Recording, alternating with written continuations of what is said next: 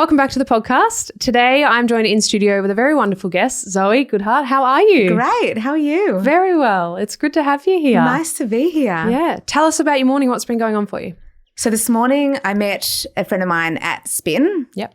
And then we had a quick coffee at our local. Mm-hmm. Then took the dog for a walk. Whilst I was walking the dog, I was talking to a client in London. Wow. Okay. And then I got some ideas of how we're going to proceed with the next project that we're working on with them. Mm-hmm. Dropped my kids. I got home actually and then realised that none of my kids are awake. Yeah. And usually they're what time was this? And this was at 7:45. Okay. And we really have to be out the door at like latest 8:05. Okay. And I was like, oh my God. Okay, so I'm screaming for like, everyone up, everyone up, everyone up, right? Like I'm looking at my husband and he's like, oh, was I meant to do that? I'm like, yes, like obviously. So I got them out the door. Yeah. I picked up my friend's kid. I picked up my other friend's kid and we're on the way to school. I got them there like 6 minutes late, which is, I reckon, still in the green zone. I think it's still fine. Totally. Got back, got dressed, had a team meeting, got in the car, made a phone call on the way here to one of my producers. Yeah. And here we are. Wow. Big morning. Yeah. What time did the morning start for you? 5:35. Yeah, okay. But that's my normal wake up time, Monday to Friday. That's your standard. Yep. Yeah. How do you go getting through the day? Then you get to obviously by the time kids go to bed and then you go to bed and you've also worked a full day in there. Oh, it depends on the day of the week. Yeah, sometimes I'm really grumpy. Yeah. But what I realise is actually no one cares if I'm tired. Yeah. So what's the point of talking about it? My biggest bugbear, honestly, is someone saying they're tired. Yeah. I actually, like, you can only be tired for like 2 reasons. If you're pregnant, because I've been there, right? And you get away with it. You get away with it. Yeah. And it's exhausting, right? Yeah. Or if you're like a parent who's like juggling 1,000 things. Yes. Anything outside of that. Yeah. Actually don't want it. I don't want to hear it. And I want to talk about anything else. I want to talk about how you make your oats. Like I'd rather talk about something as insanely boring as oats than that. Yeah. Very fair. Yeah. Yeah. Yeah. Very fair. So for people that don't know you, you're a partner and the head of growth at Melbourne-based Martech agency Tag. But you're also a working mum. Yeah. And obviously really excited to have you on the podcast today to talk about all of your experience and your take on the ever-changing digital world that we both work in, but also to really dive into your career and that challenge of, being a female in the tech world, which is a reality, but it is changing, which is really exciting.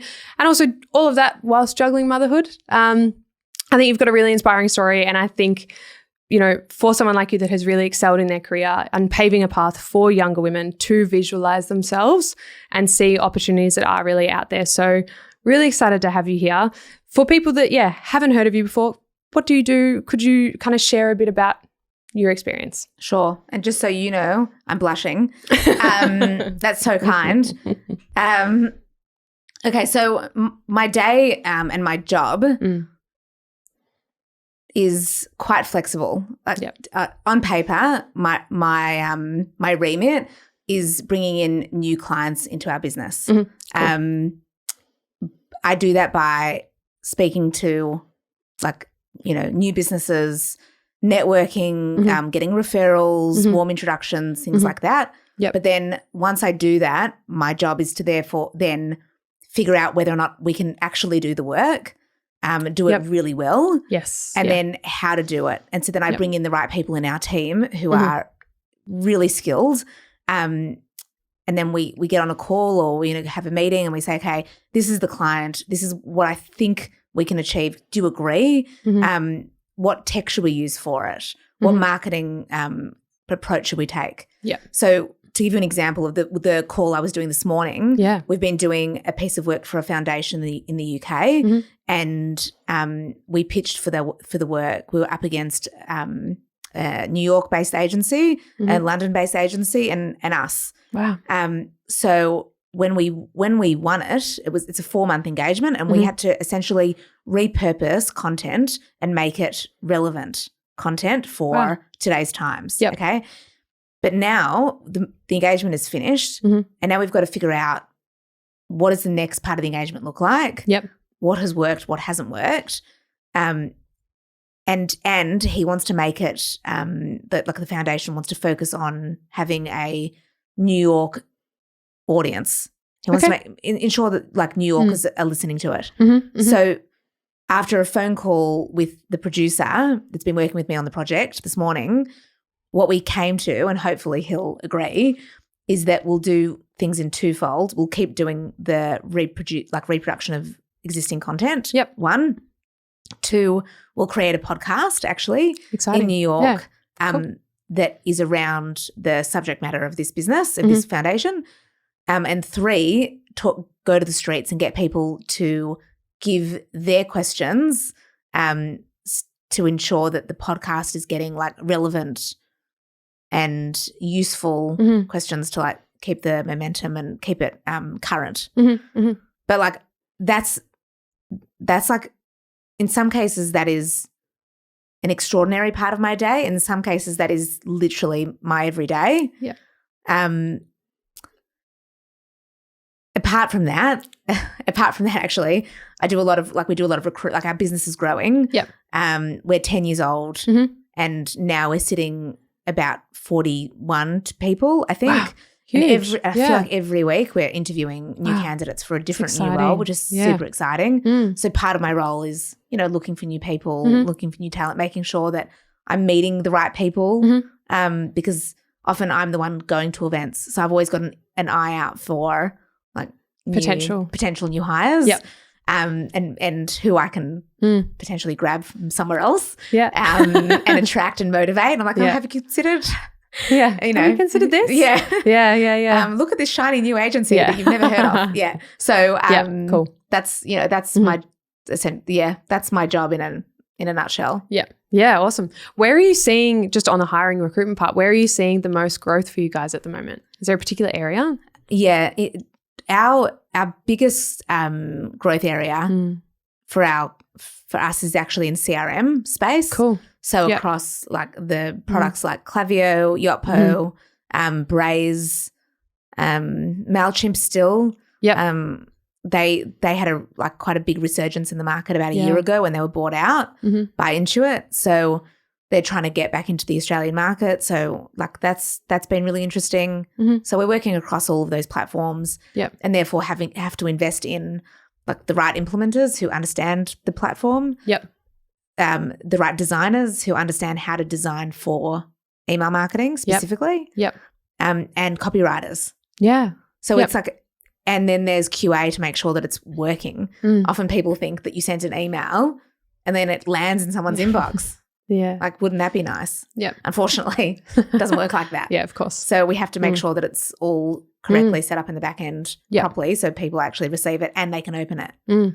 Wow. That's and are you finding that's the conversation that you're having with potential clients at the moment, is that's what they're asking for? Or it's just there's like a wave of, I guess, knowledge that's kind of coming around CRMs and the benefit and the importance of using a CRM in your business? Yes. I think unfortunately, more often than not, the client will know that they'll have a CRM. Yep. They won't know what to do, whether or not people are using it. Yes. Often the people that we're speaking to, they're not the ones doing the work, right? So they're the directors or the founders or CEOs or whatever it is. or something. Exactly, yes. right? Yep. So they're having conversations saying, well, we're not getting enough revenue. Maybe it's from the CRM. Maybe it's from the website. Maybe it's from the people that we employ. Like there's a huge question mark over where it's from. On really 7 times out of 10, I reckon, and that's obviously I'm making these numbers up, but it's about 7 times out of 10. Yep. A CRM is a big gap in their marketing funnel. Yeah. Yep. Nobody's looking at it. They don't realize that they have to look at it every day. They don't realize that there's a significant amount of split testing that they can do within the platform and why that's important. So once we figure out that there is an issue or there is an opportunity, because sometimes there's no real issue, it's just that they're not utilizing it. Yes. Yeah. So once we figure that out, we can then put a number on, okay, well, this is how much effort will be involved in making sure that it works better for you. And then we do that. Yep. Yeah. That's interesting. Split testing, it's something that we've spoken about on the podcast with other people before as well, and it's such a It's such a core part of marketing, yeah, but also just such in a buzzword, right? Yeah, it is, absolutely. Like sometimes I reckon when CEOs hear that, I reckon at the back of their head they're going, "Oh my God, eye roll. This is so like." Yeah. Can they say anything that's more marketing speak? Yeah. But it's so important in like understanding your demographic, understanding who you're talking to, what's resonating with them, what's working, what's not working. And you kind of can't get there without split testing. Yeah. What are you finding, or are you finding any kind of like key, key growth areas in the split test? Or are you finding that there's a split test that you're like, non-negotiable, this is what we're doing for every single client? We're often doing like, we're doing what I call like basic things like split testing times a day. Yep. Particularly in e-com, where, we'll have a hypothesis that sending out a text message, like an SMS on a Sunday morning is a good idea. Yep. But then we realize for a particular demographic, actually, they're not awake until midday. And then split testing that against like the end of the day. What we came to with one specific audience is actually, after a number of split tests, is that they're more likely to buy sitting on the couch on a Sunday night because they're not doing anything. Yep. They're set up. They've done all their setup for the week ahead, and then they're going on and they've either having the conversations with themselves, and maybe this is an insight into the way my brain works and how often I purchase things on a Sunday night. But I'm sitting on the couch thinking, well, I didn't really do much this weekend, so I reckon I've made money and I can purchase those shoes I've been looking at for the past week that keep coming back to me online. So it's a sign. I only went out for brunch once. I didn't go out for dinner. I looked after someone else's kids. Exactly. I'm in the in the black. I'm doing well. Yeah. I can afford to do some spending. That's right. So we're doing things like that. We're doing things like we do subject line. We're split testing welcome flows. Making sure that do their customers want to lead with a discount or a dollar sign? Like, do you want $10 versus 10% off? So we're doing all of those things. That's particularly important at the beginning when a founder, for example, will say, I know my audience. Yeah. And they'll be 100% sure that they know exactly who they're talking to. Yes. And then 10 weeks later, we say to them, actually, your audience is about 10 years older than what you thought So those types of things you end up getting after a significant amount of split testing. Yeah, it's interesting. I had a similar, as you were talking about that change in demographic. There was a client that I worked with probably 18 months ago, fashion client, and I've spoken about it before, but they created a product, really beautiful clothing, ethical clothing. They wanted to sell it to people between the age of 25 and 35, and that was kind of the core demographic, or up to 40. So they did a photo shoot. They spent $10,000 on this beautiful photo shoot in this beautiful location. They had models that fitted within an age demographic, created a website, absolutely stunning. Pricing was kind of built around who they thought their core competitors were for that age demographic. And then they started investing in content creation, and then we started doing Facebook ads. And then after about 4 months or 3 months, we kind of were like, okay, well, we're actually kind of seeing a lot of growth in this demographic. And it was probably 5 to 10 years older than what they'd anticipated. And so then we were like, okay, well, actually your core demographic isn't 25 to 35. It's actually 45 to 60. But then they'd spend all of their money on this huge photo shoot, on hiring models, like paid models. So then when they figured out that they were kind of talking to the wrong demographic, which also meant that the way that they were describing the products and the pain points that they were highlighting were pain points for a 25 to 30-year-old, not pain points for a 45 to 60-year-old, which are, again, very different. Yeah. And so then they had to go and essentially not rebrand, but show themselves, like create a new identity for themselves. But they didn't have any money to do it because they'd invested, because they hadn't done the research and I guess like understood who would buy, and rather than just kind of saying, this is what I want to, this is, a product I want to make and this is who I want to sell it to. But don't you think that people, I understand the marketing value in selling to people, like showing people, choosing models. Yes. That are your core demographic, but also I'm 39 and I still think I'm 25. And therefore, I don't sometimes like when I see a 39-year-old or what I consider, let's say, a 40-year-old. Yeah, you don't want to identify with that. I'm not 40. Yeah. Yeah. Like 40-year-olds are boring and I'm fun. Yeah. You know, like I still know, I still know how to do things. Yeah. Yeah. So, it's interesting, isn't it? I still want to, I'm still shopping, maybe I'm skewing into, let's say, Country Road and Witchery because now I can afford it, right? Because it's at a higher price point than what I was when I couldn't afford it when I was 20 because I was earning $20 an hour, right? Actually, probably less than that when I was 20. Yeah. But I still want to be able to shop occasionally at Sports Girl, for example, and buy that cute handbag that I'll only use twice for $39. Yes. So it's interesting. It was an interesting conversation because obviously there was also like discretionary income that came into it, and it was like the price point was probably matching like Zulu Zephyr, like those sort of brands. So whereas it was probably the demographic that was buying, and once they actually switched, they kind of then did like older models, and they changed the way that they were communicating what the products did and what they did for your body and all those kinds of things. They started to see like a very organic growth in revenue. Interesting. And their sales started to improve, and it just meant that we were kind of highlighting different components of the products, and maybe less so showing off like the crop tops and more so showing off like the pants and the dresses and the things that were like figure hugging in certain ways and not figure hugging in other ways. And so it was just like an interesting journey for the business owner to kind of go through. But I think content, I kind of want to go back to you said. Sorry, No, I wanted to go back to you said that the client that you're working with in London, you're kind of repurposing their content at the moment. What does that kind of look like? Oh, this foundation has thousands and thousands of hours online of video content. Yep. So it was video recorded speeches, conversations that the foundation like had in the public. So because the founder of that foundation has passed away, what they wanted to do was repurpose it and see whether or not the content was still relevant for 2025. And what we found actually was that repurposing it, putting some B-roll with it, animating it slightly, actually in the past 30 days it's been viewed more than a million times. Wow.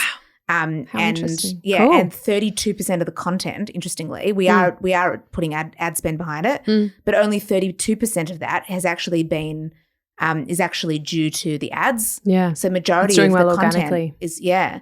That's so awesome. when they talk about like organic dead or not, it's definitely not absolutely dead. not. It's still, but it's working with the algorithm and making sure that you're producing enough content. Yeah. You're producing the content that people want to see, and making sure obviously that it's like it's actual. I mean, in this case, it's content rich content, yes, which makes a big difference to it. So people are actually learning something and they're engaging with it. And we've had like loads of celebrities engage with it, which has been super cool. Yeah. And I keep going into the back end, going, "Oh, hi, thanks for." Thanks for engaging with us. Yeah. I love you. Backspace. Yeah, that's it. It's so funny because there's so many times that, and I think I'm personally in this phase, not phase, but I'm just struggling with this thought of like paid ads versus organic at the moment, because I feel like there is just such a growth in organic marketing at the moment. And it is something that I think is like slept on for some businesses, or they're not talking about it, or it's undervalued in a sense. And I feel like sometimes in the digital marketing space in particular, particularly in like the performance marketing space, there's like a conversation around organic marketing. It doesn't do good without ad spend. Yeah. And it's just so interesting. It's just so incorrect in my experience. It's the problem with it is that to do it properly, you have to be on, let's say, Instagram or TikTok all the time. All the time, multiple times a day. So if that's the gold standard, and it's hard. You're putting that at, let's say a social media manager is earning in Australia. I'm going to use round numbers here, but let's say it's 70,000. Yeah. Okay, and I think that's probably somewhat accurate. Yep. Yeah. So if you're putting $70,000, so firstly, they can't produce all that content because sometimes a social media manager might not have the skills to produce it and edit it and think of the ideas and be the face of your business. Yeah. There's quite a lot involved to unpack there. Yeah. Okay. Yeah. So you've got $70,000 to put on your P&L statement and you're putting it towards something that you can't even track whether or not it's doing anything for your business. Yeah. Because most businesses don't spend any time looking at their data and looking at their analytics. Yeah. A lot of the time, you know, Google Analytics isn't set up properly, so you can't track anything anyway. And then often the person that is paying for that $70,000 expense will say, What are you doing? Oh, she's just posting silly little videos and nobody watches it. So they get out their phone. I see this all the time. They get out their phone and they go, oh, we've only gotten 7 likes for that. And then they put if they're switched on, they'll say, okay, well, that's $70,000 and they're producing X amount of videos a day. That video has actually cost me $400. And then here we are with that, you know, that social media manager getting made redundant. And I see that all the time. Yeah. All the time. So unless a business really invests in either doing it differently, like I don't think the smart way to do it, and I suppose I'm speaking as an agency, right? Yeah, so of course. I'm advocating for agencies, not just mine, but everybody's. The good thing about having a team and not just one social media manager is that you're getting diversity of ideas, diversity of faces, diversity of, like, you know, you might have diversity in teams because what happens in an agency, we have, for example, like I've got 4 people actually creating the content at the moment, but next month I might employ a 5th person and then all the businesses that have employed us for the past, let's say, 6 years doing this, right? We're 10 years old, but really video content has actually only been around for, I want to say 5. They're now benefiting from the 3rd, 4th, 5th person that I keep hiring because I need to keep hiring them for all the companies that are coming after them, versus having one person on the team producing content that is typically at the very beginning actually much better than what we're producing because they're in the business and they understand the values and all of those things. But over time, they're actually not making enough money off that person. So it's a huge problem. The biggest problem, and I know I'm veering here. Oh, I like it. But the biggest problem is actually for e-commerce businesses because B2B businesses, they still need video content, but they really don't need it as often. Pending what they're trying to achieve. Okay, so but for e-commerce businesses, they need content 4 times a day all the time, and they need enough content for ad spend. So pending how they set up their ad structure, whether or not they're putting money into they've got, like, a lot of people do experimental campaigns, right? And they should be to figure out whether or not something is working or not working. You need to keep feeding that experiment to make sure that it's going into BAU or you're using it for your Advantage Plus campaigns or whatever it may be. But that video needs to be created. But then how much money are you going to spend on one piece of video content? Like, as an experiment that you're not sure if it's going to work. But it's based on a bunch of theories and tests and hypotheses that you've potentially gotten from the last 6 months. But it doesn't necessarily guarantee that that's going to be what people want. You can create one video, let's say for $500. It might not even be used. It might not even go into BAU. In the story that I was telling you about before. Okay. So to give it some context, we were working with an online will company for years, producing content for them. And we had to produce, I think it's about 10 pieces of video content a month. Not that much. Okay. Now, at the time, our rate card, for transparency's sake, was about $200 for per piece of video content. Now, what we had to do for that was, this is already a couple of years ago, we had to produce the ideas for the client to approve. So the concepts needed to be approved by them. They then had to approve it. Then let's say they approved 8 out of 10, so great. We had to go back with 2 others. So we're still at $200 here, per piece of video content. We haven't even started producing the content, okay? Wow. Then we're producing the content, and then we realized that day that our content, like the person in the content wasn't available. Mm-hmm. So we're an agency. There's no such thing as we'll do it tomorrow. Yeah. Because we wouldn't have a business if we did it tomorrow, okay? Yeah. Everything, you know what agency life is like. Yeah. Everything is now. In fact, it's not now. It's last year, okay? So I was like, okay, fine. Give me the shirt. I'll put it on. And I said, what's the brief? And the brief was I had to dance and point at various words that would appear on the screen, okay? So I'm dancing to a stupid song and talking about death, right? Because it's wills. Yep. So I'm dancing and I'm pointing. I'm dancing and I'm pointing. That ad is still used today. It cost them $200. Yeah. Okay. It's made them hundreds of thousands of dollars. Okay. Hundreds. Yeah. And I'm at a coffee shop and people are coming up to me and they're saying, are you the girl that's dancing and pointing? Are you the girl in the Will video? And I'm thinking, God, I didn't charge them enough for that bloody ad. Right. And that's $200. But that's a winning, like, absolutely. In that example, it's like they've won on that. But the return on investment is huge. Yeah. But also they've spent loads of money where the ads haven't got anywhere. Yep. And they've gone to die in the depths of fucking ad, Facebook ads library. Right? Yeah. That like you look at every now and then like, was that a good ad? Don't know. Yeah. That's very funny. I mean, it's interesting as you were kind of talking about agencies, and yes, we both have similar experience having worked in. They're very fast-paced environments. It's like rapid learning, rapid growth. There's so many opportunities if you are open to those opportunities. And, on the other hand, it can be super stressful. Work-life balance can be really difficult, but they are really fast-paced. And in my experience, you do learn such a lot, so much more than you probably would in-house in the same period of time. But in your opinion, what are some of like the key qualities that you think help people thrive in those environments? Life actually needs to happen around your work and it needs to happen through work, right? So I often say to like my work colleagues, you've only got Saturday and Sunday, right, for your life, and obviously after hours.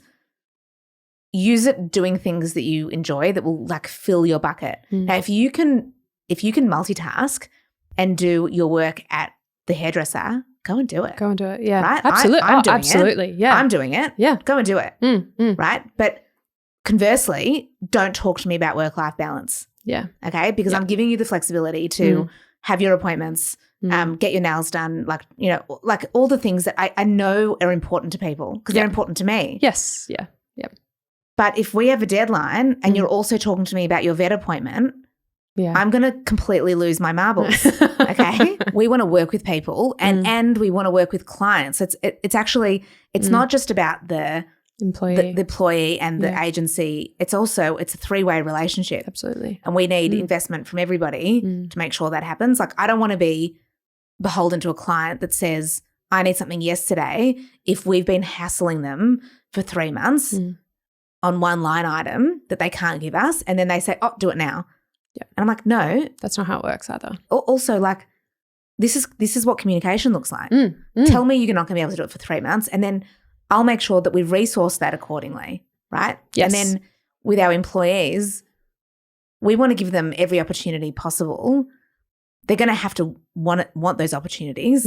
Our client base and the work and the industries that we work in are pretty diverse, and I think that when people go into marketing, unfortunately, like they're learning it at uni, and they think marketing is content creation. Okay, it isn't.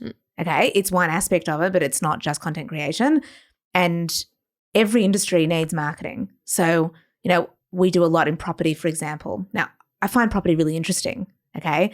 It speaks to the economy. It speaks to demographics. It speaks to people's like wants and needs and wishes, and do they want community aspect? Do they want? There's a lot to property. Don't just go for the shiny thing. Learn every industry. Make an informed decision, and you'll get that working in an agency versus working in house, and you'll get that diversity of tech knowledge as well. Because one day I'm talking about like Webflow. The next day, which is a CMS, which is akin to like WordPress. Yep. The next day I'm talking about Contentful. Mm. The next day I'm talking about like the Adobe suite. It doesn't matter. Yep. But you won't get that unless you lean into it and ask. The challenge with running an agency is, we sell on time and materials. Mm. So, we're selling people's skill and hours, and we've got to guesstimate, okay, well, it'll take us like 20 hours to produce that. It'll take us 50 hours to produce your website, whatever it is. Yes.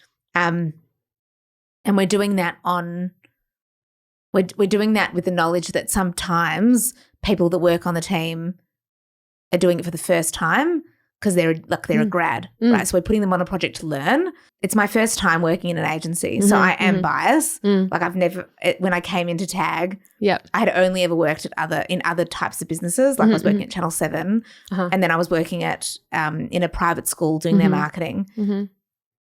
And before that I was in retail, which is probably the best foundation for anything. That and probably hospo, right? Agreed. And so when I came into Tag and people said to me, oh, you don't want to do that. Don't work in an agency. I said, why? And that was my complete naivety. Okay. I said, why? It's so fun. Yeah. I get to work with all these people and we're doing all these different things. Yeah. And it's like the bonus was it was around the corner from my house. It was like 2K down the road. I was like, this is excellent. Amazing. Okay. Yeah. And then I realized talking to other people, this is 6 years on, wow, people have really bad experience working with agencies. They get called by their bosses at midnight.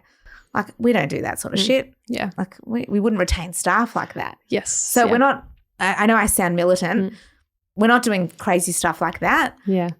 But my expectation is that people want to work, that they have high expectations for themselves, and that they want the best outcome for our clients because our clients are spending so much money on the outcome. They got to want to do it. Absolutely. Yeah. Yeah. Or else you wouldn't have a job.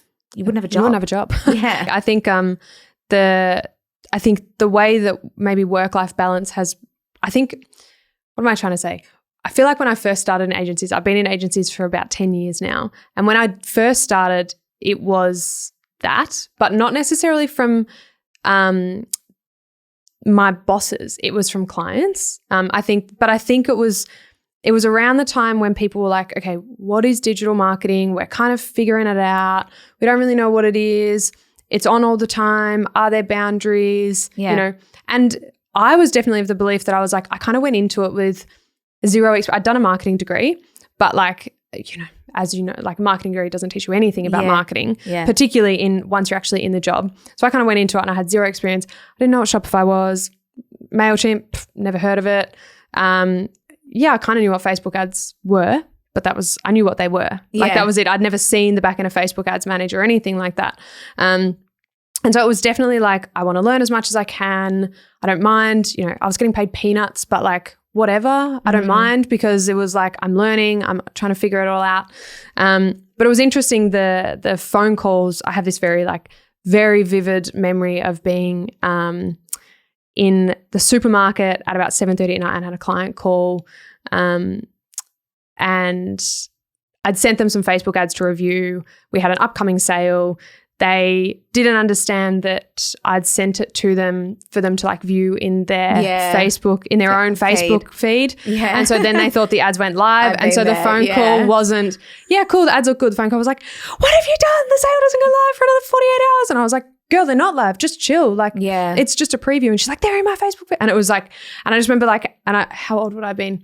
23. Yeah, you would have crumbled. In the supermarket aisle, I hung up my phone and I cried. Yeah. And I was like, this is horrible. I've been there. But I think I think around that time was kind of when this conversation of work-life balance. And again, I guess in a similar vein to you, I absolutely believe in flexible work. I couldn't care less if you work at 7 a.m. or 10 p.m. at night. If that's the zone that you work in and that's when you operate in your zone of genius, do it. I was talking about Petra before, who's our social media manager. She lives in Bali's at the moment. So there's a time difference. She takes she doesn't start till, hour 11, 11:30, but she starts at a cafe. but like she's got headphones on and does her thing, and then she takes a break and goes to a Pilates class, and then she goes and does something else, and she's also a content creator, so then she'll go and create content for 3 hours, but then she might be working at my like 9 o'clock at night because that's her 6 o'clock at night or whatever, and it just works for her. Yeah. And I think like flexibility of work I'm totally into, and like you said, 2 weeks ago I was sitting at the hair salon getting my hair dyed and cut, and I was working, and I can still work. And that's the benefit of working in a digital realm and working in the industry that we do. But I was listening to a podcast the other day with Stephen Bartlett and I'm going to forget his name, LinkedIn founder Hoffman. Anyway. Yeah. And he was talking about startups, which, Inflection is definitely a startup. We've only been around for about 10 months now. And he was talking about work-life balance, and he was saying it just doesn't exist in a startup, and it doesn't, because you kind of have to have this for a business to grow and to exist and to scale and to actually exist. Yes. What is it, like 60% of businesses don't make it past 5 years in Australia. Yeah. So it's like, that's a huge number of businesses that fail within 5 years.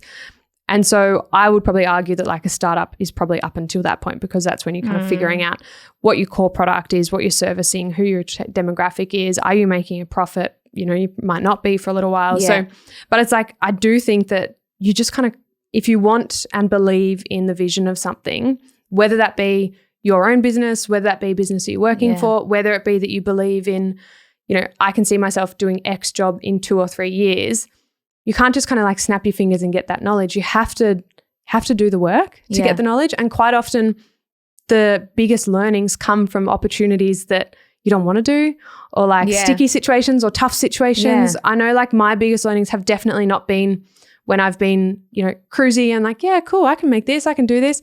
It's been in the situation where it's like, okay, I've never done this before. I'm, in a scenario where there's someone looking at me relying on my expertise. I haven't had this conversation before. I don't know how to have this conversation. I know I've got the knowledge somewhere in here, but I don't know how to find it. And that's when I think your biggest learnings happen. Yeah. And I think if you're not open to that, and you're not open to the reality that some of those things are going to happen, at 7 o'clock at night or 6 o'clock at night or 7:30 in the morning, and maybe the opportunity for you to upskill is to have a meeting with a mentor at 7:30 in the morning, so you have to get up and you get your shit organised so you can get it done. But if you're kind of stuck in this square box of work-life balance exists for me between 9 and 5, and outside of that I don't do anything, and I'm protecting my boundaries, and I totally believe in boundaries, but I think if you're not open to I guess it's just learning. And it's I suppose just having, I know people say like, what is common sense, right? Because common sense is common sense to me, but it might be different for you. Yep. But the people that I work with that have excelled quickly and have, I wouldn't say they have the like, our clients have full faith in their ability. Yes. We have full faith in their ability. And I suppose they get the best work, right? Because their outcomes are better, and they think differently. Sometimes that might mean getting on a call at 7 o'clock at night. Yep. Right? But very occasionally, and you're saying about the supermarket story. I mean, I have so many like that. Yeah. But we tell our clients we don't work on the weekends. Okay, so look, it's in all our contracts. If they want anything on their socials done, for example, if that's a service that we're providing, it's on them. Yeah, right. There are caveats to that, being Black Friday, Cyber Monday. Yep, right. Can be scheduled in advance. Right. If we know that that's happening, then we know it. Okay, then everyone's on the same page. I had one client actually that called me continually all day on Saturday. And I didn't see the call, like just kept calling, okay? And I have a rule, I don't work from Friday evening to Saturday evening at all. And I see it Saturday night, and I thought, bugger it, I'm just going to keep calling until he picks up the phone. Yeah. So I just kept calling. Just call. Didn't pick up the phone. Eventually picks up on the 5th ring. And he goes, I'm out for dinner. I said, oh, that's nice. Where are you? He's like, oh, I'm just in, I'm in Turak or whatever. I said, lovely. Let's talk now. You free? Thought, no, I said to him, you've interrupted my weekend because you think something is urgent. I'm going to interrupt your night. Yeah. He never called me again on the weekend. I mean, it's a two-way relationship. Yeah. You know, or in an agency, it's a three-way relationship, really. Totally. It's like, and if a client has a certain expectation of you, then those doors are open. Yeah. Like, cool, we're gonna operate in this zone. But otherwise it's like, yeah, we don't work on the weekends. So yeah. Either, you know, and I think the thing is, like, in marketing, really nothing's ever urgent, No. you know, like No. I think quite often it can get like, this is a really important thing and this is what we need. And it's like, yeah, but you know, we're not saving lives here. Like, yeah, we're growing businesses and I absolutely believe in the power of marketing, but it's like, you know, let's kind of put it into perspective. Yeah. Okay, so, you know, a reel didn't go out doesn't matter. time. Doesn't matter. Yeah. We've had a few like real, I wouldn't call them emergencies because that's hilarious. But we've had a few instances like a couple of years ago. We're working with a startup. Now they're not a startup. Oh, no, they're technically a startup, actually. They're still technically a startup. We're responsible for all their automation web. And we set their website live on Shopify. It was a couple months later and the website went down because of an integration with their NetSuite. Okay. And it happened to be the same day as our Christmas party. So our GM and the project manager with our developer is sitting on a bus on the way to Mornington, like to the winery, like on a call with the client. Yeah. Going, oh my God, we're going to get this back live. We're going to get this back live. Because like that's their whole, that's their livelihood, getting that store live because they don't have a storefront. So it really took quite a large portion of the morning making sure we're getting that live again. It's like, that is an expectation that the client has of us. Fair enough. Yeah. And he was really grateful that like we fixed it and it went, you know, the website was humming again. The other really funny story, not so funny actually, but like sort of humorous, is during the pandemic, we won a contract with Western Health, which is like they're responsible for all of the health in the western suburbs of Victoria. Yep. And in 2021, when the vaccinations came out, there was a large uptake in vaccinations in other parts of the state, but not the western suburbs. And the cause of that, what they thought was that because it's a CULT community, so a culturally and linguistically diverse community, therefore they're inherently like distrusting of government because a lot of them are immigrants. So when they saw the ads from the Department of Health, they thought, I don't want to get vaccinated. So speaking with their head of comms, we developed a campaign that attracted the different parts of the community to consider that this is actually for them to get back into everyday life. And we used images of things that they could identify with and in languages that they could read. Yeah. Okay. Because that was part of the problem. Yep. They couldn't even read what Department of Health was putting out. Anyway, so we developed all of those assets and then it's a public hospital. So as you know, they don't have to advertise, right? Like they just get people. Like, they get people with problems that come in the door and they say, fix me. And then suddenly they now have to set up an ad account and they have to set up a Google Ads account and all of those things, okay? So we set it up and we've worked with the government before but not in public health. And both Google and Facebook wouldn't let us advertise, okay? So we had the Department of Health calling us saying, why aren't we live yet? Like it's live organically, cool, but we can't see it on like we can't, where is it? So I'm using every contact possible to try and get, because Facebook said, okay, sure, we'll charge you incrementally and we'll put the Facebook ads budget at like they said, you get daily limits, right? Yep. But we put the daily limit high, but because we're a new ad account, they wouldn't let us spend. So I was using every contact possible to get to the head of like the Google government department, like the government person, and then the Meta person, to try and say, no, we're actually legitimately trying to get people to vaccinate. And that happened to be an actual real life marketing emergency. Yes. It took a week actually, which is that's a long time. A long time. A long time. But actually, interestingly, as soon as it got turned on properly, you know how every day at 11 o'clock, like Dan Andrews went online going, okay, whatever. I know, it's something I want to block out of my head too. But as soon as we turned it on properly, the vaccination rates went up in the western suburbs. So it did work. It just took some time to get the ad spend out there. Yeah, interesting. Wow. Yeah, and it's funny because a week doesn't sound like a long time, but kind of in that zone, it actually is a really long time. Interesting. As we were kind of talking about I guess like those traits and qualities of what makes someone excel in an agency environment, I'm interested to know if you feel like there is like a belief or a mindset that you kind of carry in your work or have carried to date that's allowed you to be as successful as you are.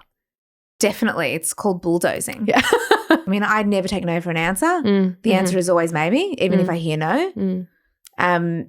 Also, I'm very open to, I mean, people say this, but who knows, because you never know whether or not this is true when people say it to you. Yeah. But I'm very open to feedback because I'm quite like, I don't mind if I'm wrong and I don't mind if I'm told, no, I don't want to do that. So it's always, for me, everything is always a conversation. Yeah. So, clients will say, like even a client yesterday said to me, so it's so nice talking to you because I know that I can tell you anything I'm thinking about and I can tell you that I actually don't want to do what you've suggested because it doesn't feel right for our brand. Yep. Can we consider something else? And I think what happens is agencies get very set on their ways and their processes and they're not thinking about what the client's actual problem is. The best part of working with like skilled people that I work with is that one problem might come up for one person and then a completely different one come up for another and they solve it. And it's the same people solving it, but they're thinking about it differently. And because of the diversity of offering, like the diversity of industry and offering, they're able to beg and borrow ideas from different things to use for other clients. Yeah. I think that's probably been bulldozing and open to feedback is probably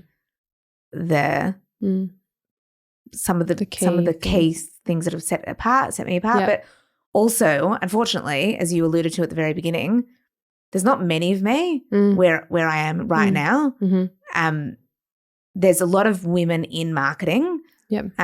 Some in the tech part. So half of our business work in like what we can tech. So building things. So augmented reality, websites, apps, things of that nature.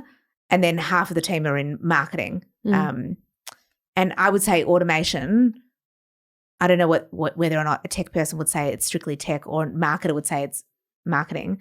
But for me, it straddles both parts of our business. We've got about a 50-50 split across our 40 people of men and women. And it's not something that we're actively trying to like put a number on, but that's where it's at. Just where it's landed. But when I'm sitting at boardrooms, I'm typically the only female at my level. Certainly it's very unusual for someone to be at my level and a mother of 3 children. And working full time. And running and running a business. Now, the caveat to that is I have business partners who we all have different remits and we have very distinct buckets. So we're doing this as a team and we all trust each other explicitly. So obviously that is part of the foundation of our success. I can't do anything that I do without them. And I'm quite certain they would say the same thing about me. But where I think for our clients and for teams, sometimes it's refreshing to see people who look like me and who have my experience both personally and professionally sitting across the table. Hopefully that it will change.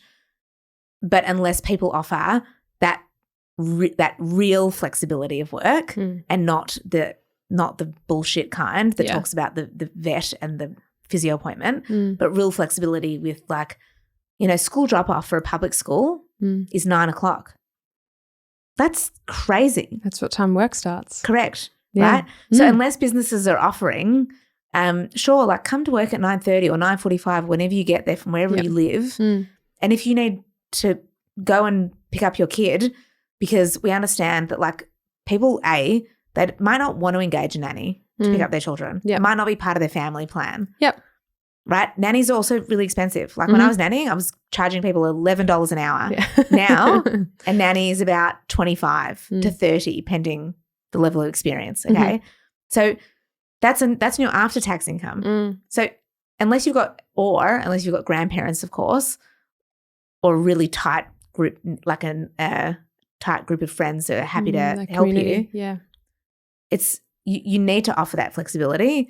And agencies are not known for offering that.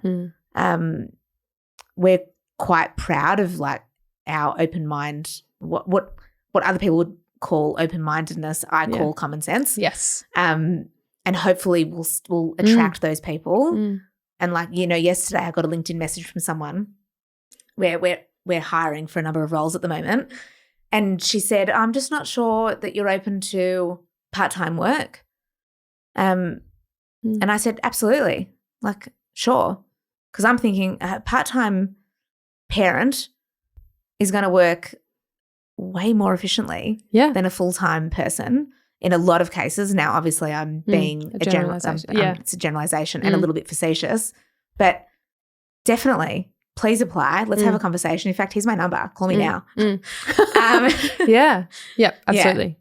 So, I mean, that's a bit of a tangent, but no, but I think it's interesting. It's kind of the conversation that we were having last week as well is just, I don't want to say challenges because I think, yes, objectively they are challenges, but I think it's just like the reality of sometimes being a female in a tech world, but also, choosing to be a mother and wanting that to be a part of your life as well, and also having the ambition and the dedication to want to have a successful career because that's also a way that you identify and it's something that is a huge part of your personality.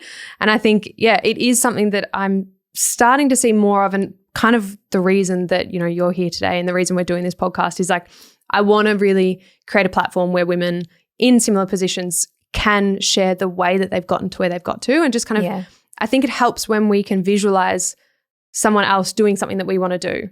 In that sense of like, I want to be a mother. I want to have a really successful career. I really believe, I'm really dedicated. I'm really ambitious, but I also really believe in family life and all of these things. But sometimes it's really difficult to see that. Definitely. And so I don't want to say that they're challenges, but they're just realities. But I guess for the lack of a better word, what are some of the bigger challenges that you have faced in your career since having kids and choosing to have kids? The challenges. Oh, I mean, there's been a few, definitely. Yeah, of course. The challenge. I mean, it's funny things like, for example, like my husband and I have, we share a lot of like the domestic duties, right? But yet the school continues to call me when there's a problem. Okay. Despite having his mobile number as well. And, I see the call, and I've said to them before, if you can't get hold of me because I'm working, I'm in a meeting or whatever it is, you're very welcome to call my husband, their father. But they don't, right? Because they're so used to calling the female, the mum. Yeah. So that's very annoying. And I'm certain that is like the absolute standard. Like that's what's happening everywhere. The other thing is that I think women have been told that it's hard to go back to work. There's that narrative of, oh, it's going to be hard for you to leave your baby. It's going to be hard for you to put them into childcare. Oh, it's hard for you to find a place in childcare. It's hard for you to then, commute to work and then wonder where they're going to be. Then you have to grapple with, are you going to breastfeed for a year, right? How long are you going to breastfeed for? Are you going to bottle feed? Like all of these things. And the narrative is it's all hard, okay? Instead of something can be hard and interesting or exciting at the same time. Like I think people don't understand that two things can be true at once. I think we're so we're so used to things being black or white that we're not even recognizing that things can happen and feelings can happen in duality. Mm-hmm.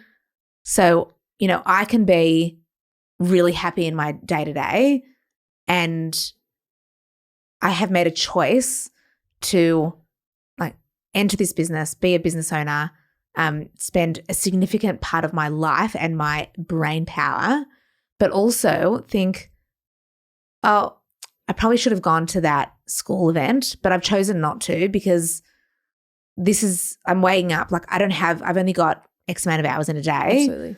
So I can't go to all school events, right? That is an objective reality. Right? I can't help out in the tuck shop. So my children will see their other friends' parents helping out in the tuck shop and they won't see me. Or there'll be an inter-school sport, like not the sport carnival, but the inter-school sport, and other mothers or parents, typically mothers, but it's mothers that they're volunteering or showing up. And then I'm getting videos from those parents saying, oh, like they did so well today. And I say to my children, you're not running well so I can see it. You're running well because it's going to feel good to win. Yeah. And you have to do it for yourself. Don't do things for other people.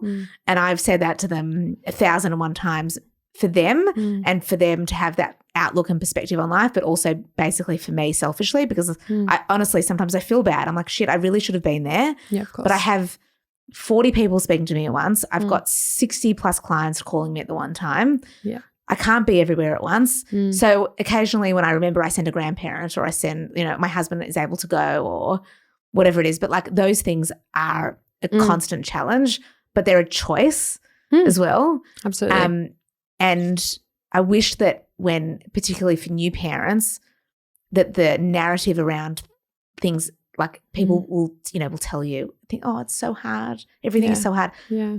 That's true. But it's also so exciting. And it's so exciting you're so like people should consider themselves lucky and full of gratitude that they can actually have opportunities if they want them to go back into a role. Yep. Like we actually have our first employee returning to work next month after mat leave. Now we're 10 years old.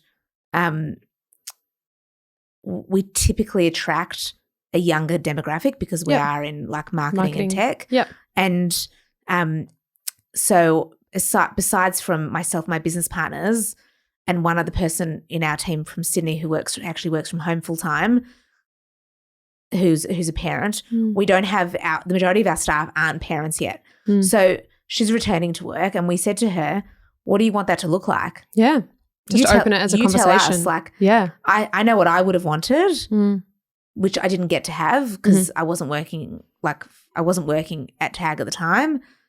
But I said to her, like, do you want to work 5 hours a week? Do you want to work 10 hours a week? So she's actually been doing a lot of that conversation with my business partner, Gary. Yeah. And what they came to is, I think she's coming back 10 hours a week to begin with. And she's going to choose those 10 hours whenever she wants them. That's amazing. Yeah. So and I think to myself, like in my head, 10 hours, it's actually going to, I know I've worked with her for 6 years. Yeah. That 10 hours is actually going to be 30. Yeah. Because she's so efficient. Yeah. Yeah. It's so valuable. valuable. It's going to feel like 30. Yeah. It's going to be 10, but it's going to feel like 30. The best thing, and I don't think he realized how significant this is, and if someone's going to take one thing away, it's not going to be from me. It's going to be from Gary. And he said to me, and I said to him, I actually can't believe how brilliant this is. He said to her, I want you to make sure that you're telling us when you're jumping on board on Slack at nighttime and giving your 2 cents on this process, or I want you to think of that time as valuable because every time you give us a nugget of your genius, we want to pay you for that nugget. Now, like that is huge, right? Yeah. I said to him, you don't realize because women typically, we talk about this mental load, right? Yeah. Now I'm thinking about our business when I fall asleep, when I wake up, I'm on the spin side. I'm doing a spin this morning going, oh, I think I figured that out. Brilliant, right? I'm spinning and I'm thinking about it. And like, her name's Lexi. I want Lexi to feel part of our business again, even though she's working from home and even though it's 10 hours a week. So if she's thinking about it, we should be paying her for those thoughts. Yeah, totally. Yeah. Right? Like, oh, I think this person would be great on that account. Yes, that's a great idea. Yeah, that's a great idea. Cool. So that was like huge for me, actually. Yep. Working with him as a female and as a mother, hearing that, and then hearing that he's even said it without thinking that that's even brilliant. Yep. Yeah. When what that can mean on the other side of the table. Huge. When you're kind of coming back into a role, figuring out where you fit in, potentially struggling with the idea of like, I haven't been involved for, depending on how long you've chosen to take off. What am I left out? Am I going to be welcomed? Is my opinion, do I have to try and, battle for my position and my, my excellence and the authority that I have as a result of my knowledge? Am I trying to reprove that? Correct. I think I think that's phenomenal. Yeah. That's amazing. I would say that it's hopefully there's more and more of that coming out there. I hope so. Because it makes so much sense. It makes so much sense because there's an entire demographic of people, typically, the female or the person giving birth, that is the person that's at home for the majority of the first however long, 6-12 months. And then getting back into the workforce is really difficult. I did a mentoring but when I was doing freelance stuff, I was also doing mentoring on the side for this company, and a lot of the women that I was working with were either changing careers that they'd worked in. Someone in particular had worked in like science, gene technology, and was switching to marketing. And I was like, what are you doing? Yeah. Do you? Okay, cool. But someone else was a mother. She'd had a kid and was trying to get back into marketing in a part-time position, had 20 job interviews. No one called her back. I think she said she applied for 50 jobs. Oh, my God. And in my conversations with her, she'd been as like a brand manager for like 5 years, as well as like obviously all of her like undergrad junior experience. And she couldn't get a gig, and she'd only been out of the industry for about 12 to 18 months. And I was mentoring her, and I was like, but you have so much knowledge and you have so much value to bring back to the, and I think she ended up she found a job. But it took her a stupidly long period of time that it just shouldn't have, someone as skilled as she was. Yeah. I hear that story all the time. Yeah. And it's just, it's so common, which is just so stupid. Yeah. Like I just can't think of another word other than like it's just foolish. I know. That there's this incredibly valuable demographic of people that we could be engaging with, and like you said, like getting perspective from that, because for whatever reason, whether it's who's in leadership positions, whether it's the gender of the people in leadership positions, or just like a lack of awareness, it's just not a conversation that's being had often enough. Yeah. Well, hopefully people, the more and more people who like rising through the ranks. Yeah. And maybe even the demographic of the people who are making those decisions. Like my business partners are all younger than me. Yeah. I feel like either they've been brought up incredibly well, which they have, but either it's got to do with their parents who have raised them, really, really well, or they just have a different insight than like my age group or the one above me had.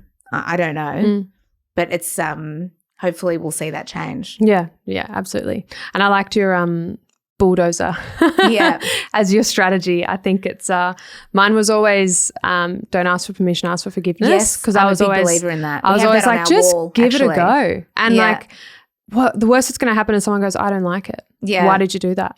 And you'd be like, oh, well, this is why I did it. And then they go, okay, I still don't like it. Okay. Yeah. All right, we'll do something else then. Yeah. But also like maybe to kind of get something across the line, pitch, kind of have a rationale behind it, blah, blah, blah, how long that takes, you could have just done it. Yeah. And given it a go. That's right. And imagine if you did do it and it worked and it generated revenue or it generated new leads or whatever it is, had a better conversation with a team member, maybe you promoted somebody and now they're excelling in their role or whatever it looked like.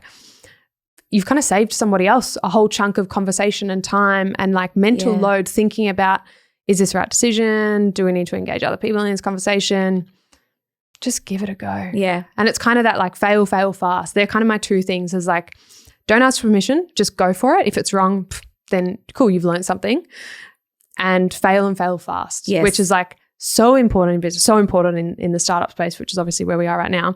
But it's like if you sit on something for 6 months and you research it and you look into all of the right things and you make sure that it's being executed correctly, and it's like you could have tried 10 to 15, maybe 20 things in that time. 100%. And you're going to learn so much more from it as well. Like, cool idea. Can we do it? Yeah, we can do it. Get it out there. Yeah. Idea, can we do it? Yeah, get it out there. And then you test that 10 things, maybe 2 of them worked. But then you also know that 8 didn't work. Totally. And then you go, okay, cool. I've resolved that potential theory, and it's not going to work. So I don't need to think about that anymore. Yeah. Now I can just keep moving forward. The other thing back to the extroversion is my biggest bugbear. Yeah. Is when people talk about their job title as it relates to leadership. Yeah. And yes, like your job I know where you're going here and I love it. Absolute nonsense. Yeah. Okay. Sure, it's got lots of buzzwords like being responsible for, making sure the outcomes are right, reporting, being the day-to-day contact, whatever it is, right? Managing this person. But actually leadership happens outside of a piece of paper and outside of a job title. Mm-hmm. Like no one is giving you permission to lead. Just do it, right? I don't want to be asked, Zoe, should I take this person to this meeting? I don't know, mate. What do you think? Are they going to learn something out of it? Just do it. Do it. Yeah. I don't care. Yeah.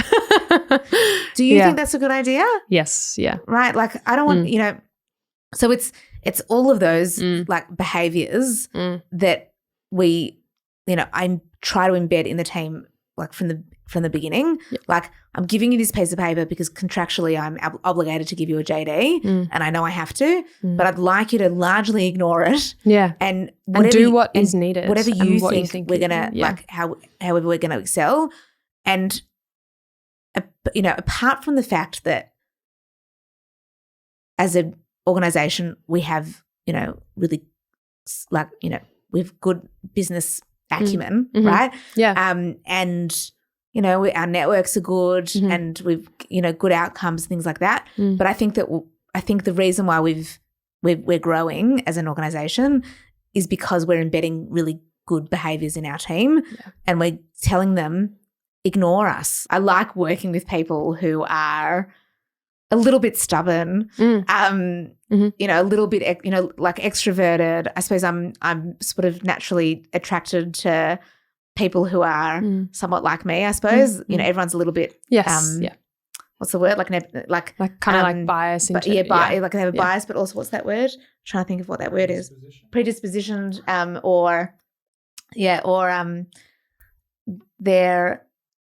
they like whatever the word is, where you like seeing qualities of yourself in other people. Yeah. Right. So like naturally we all like those parts of other people that we see in ourselves. Yeah.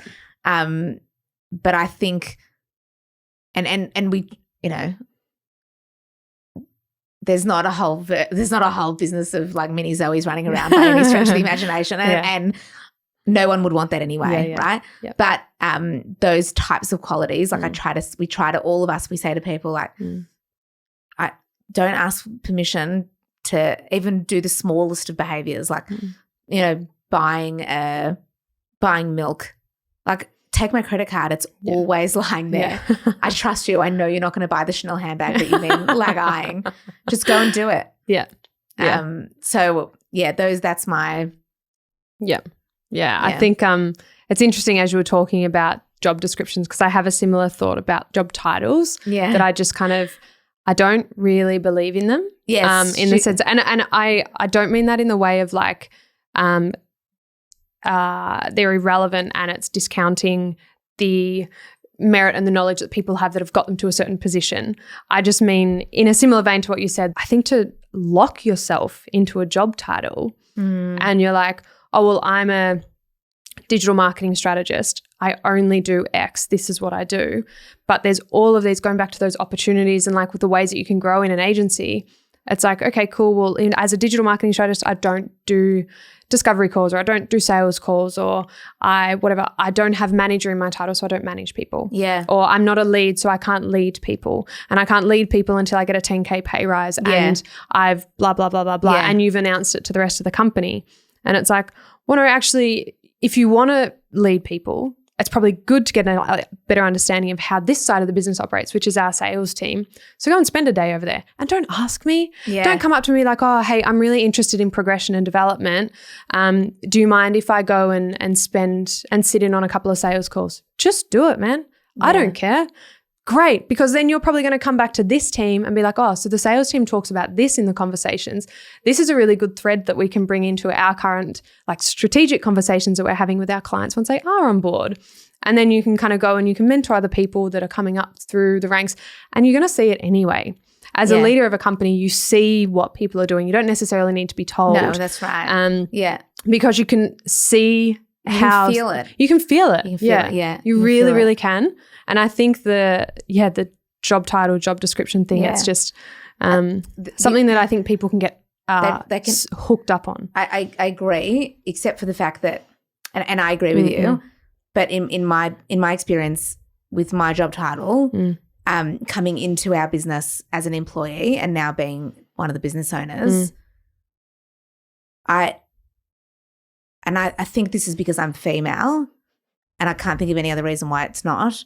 But when I became an owner, or when partner went on my LinkedIn, or when I'm in a business, this happens more in a business setting where they say, and what's your role?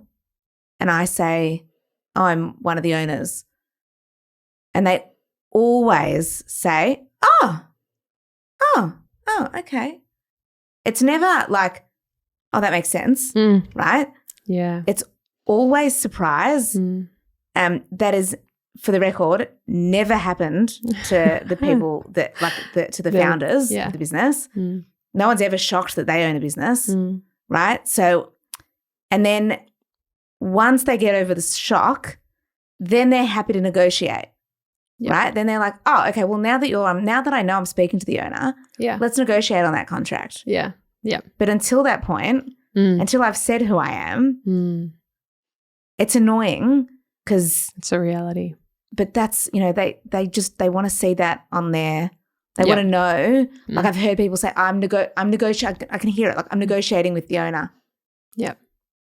Like that's just the reality that we live in. Yeah. That has to be acknowledged. And so therefore, people just have to have job titles, because if they don't, everyone's just running around everywhere. Then and these people who need to lean into their bias won't know which way to lean. Yes. Yes. I think they have a role, and I think they obviously need to be there. I think in terms of sticking within your box because of a job title. There's no sticking. There's no sticking. Yes, no sticking. Yeah. I wanted to ask you, I know from my own kind of career growth, I've always had mentors and people that I've like looked up to, whether it's like support systems. I've always tried to find women in business. Doesn't necessarily have to be women that are 10 years older than me. One of my biggest mentors probably to date is one of my closest friends who just had a different role, slightly different personality type. And so she kind of pushed me in ways and challenged me to think in certain ways. And she's only, 3 or 4 years older than me or something like that, but have been in marketing for a little while longer. And I remember the very first conversation I had with her when I first met her. I sat down, was sitting having coffee on Bridge Road in Richmond, and she had her dogs. And I was like, I want to get into marketing. What should I do? And she just laughed at me. And I was like, in my head, I was like, oh my God, what have I done? And she was like, what marketing? What type of marketing? Yeah, what marketing? And I was like, I don't know. And she was like, okay. But she's probably been one of my biggest mentors for the last 7 years. Any kind of big career decision I've made, whether it was, leaving like a head of department position, going freelance, starting Inflection, whatever it was, I always was like, hey, Ali, and I interviewed her on the podcast a couple of weeks ago, and I would call her and be like, hey, Ali, this is where I'm at. I'm at a crossroads. I don't know what to do. This is what I'm thinking. And she just had this really incredible way of like just challenging me and asking me questions that I probably hadn't asked myself. And I think also asking me questions to just validate that I genuinely believed what I said I was, what I said I, wanted to do. So have you had, I assume you probably have, mentors or support systems along the way? Yeah. Yeah, definitely. I've got a few. One of them is a good friend of mine, actually.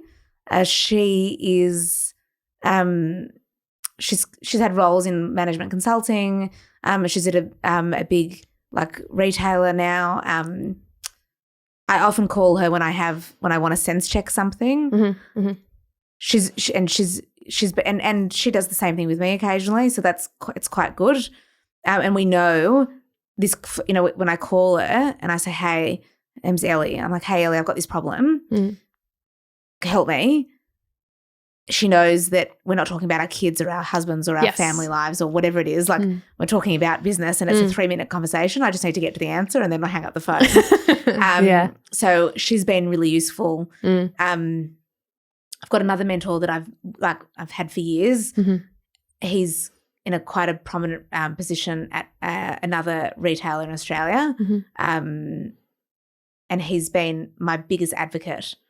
Well, I met him as I was working in the business, and he was the chairperson of the private school that I was working in. Mm-hmm.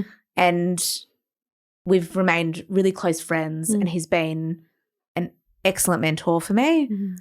The other person is my dad, actually. Cool.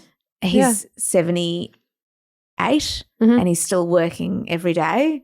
Wow. And he gives no fucks, right? He's the person I've learnt from where I say, if I say to him I'm tired, he just won't let me even finish that sentence. There's no such thing. Yeah. You get up and you do it all again tomorrow and you just do it 1% better. Mm-hmm. And he sounds militant, and sometimes potentially a little bit of empathy wouldn't go astray, but he's probably my best role model in terms of just ambition and drive. Yeah. He doesn't act his age at all. He runs, multiple times a week. Wow. He does fun runs. Inspiring stuff. He's always thinking, despite the fact that he's a successful business person, he always thinks as a startup, which has been really good for me. And then I suppose in terms of mentoring, my business partners, we all sort of mentor each other. Absolutely. And that's been really useful. So often I'll end the day speaking to one of the guys and we'll have a bitch and a moan about, a project or a client or a team member or whatever it is. Yeah. And then because I've been able to vent and sometimes that's all I need. Yep.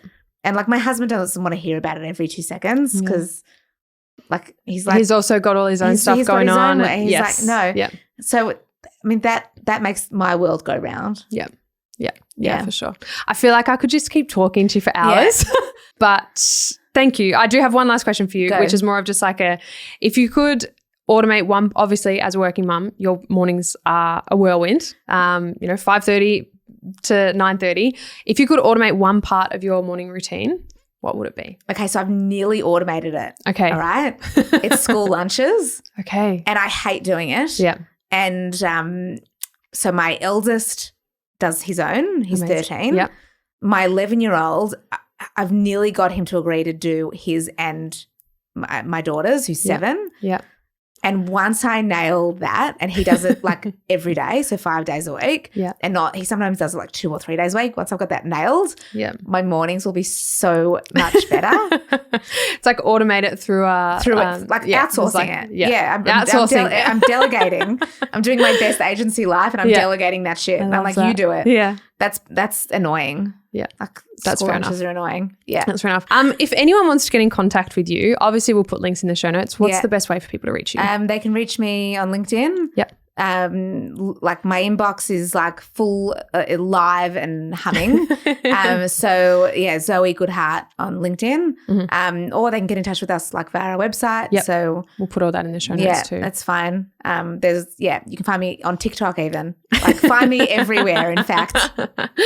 Well, thank you so much, Zoe. I literally could have just kept talking to you for hours. But thank you so much for coming in. It's been such an awesome chat. And I'm keen to keep this conversation going. Great, me too. Thank you. Thanks. Thanks for watching this video on the Rask Network. While you're here, don't forget to like and subscribe so you can get videos each and every day on business, finance, investing, and so much more.